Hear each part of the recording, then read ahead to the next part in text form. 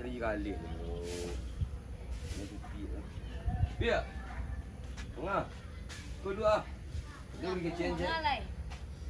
Alah, ayah mengalai je. Kau piti kedua taruh je, dia masuk nak dua lah taruh. Biar. Kemana piti dah keluar? Apa yang kedua badak rupiah lah tu beli badak.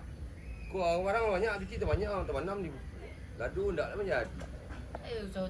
Aku pupuk lah busuk lah masuk-masuk ke dalam rumah mak. Ikut kadang lah bosan tapi orang nak belanja itu sana. Batu. Tu durian ndak lu masak lah. Alah masak lah banyak jatuh mah tapi rasa balik bayinya. Ada nak masak aku busuk. Taruhan ketik-ketik tu. Alah besau dah. Fikirlah tepi ah. Panjang dah. Hampir kan mikir. Kak si usaha namu tu namu dulu tu Gadai dia tu. Ya, aja lah. Sakit tak puluh dia mah. Tabungan dah lain je. Tu. Ambil dah. Dulu dah ada simpan dah.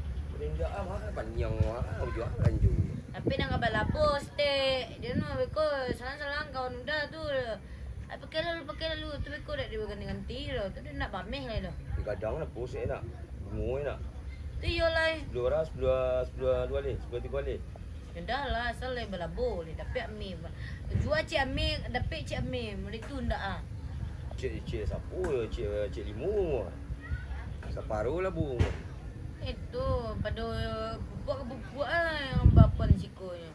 Ikut sana lah abu orang Melanju nak. Tu piti tu payah ni mah. Memang konyo cari nani bana apa usaha. Tak ada orang payah ni mah. Nak menghasilkan. Menghasilkan ni dah lama. Alah lama lu nunggu tu. Kau taruh kau ketumbuh. Aku itu dia lah kawan dia lah. Siapa kawan Mali ke, mengadai ke kau. Anang salah kau ada si kawan dia. Anak itu dia kapan lagi kedai tu kau ada. Ya dah kan acok duduk kedai tu. Ngecik lah kau orang kedai tu. Duit satu dia. Baiklah. Nah, tunggu. Alang lama lah. Ini mau kamal tunggu. Kau baiklah main koa. Tidak, main kau piti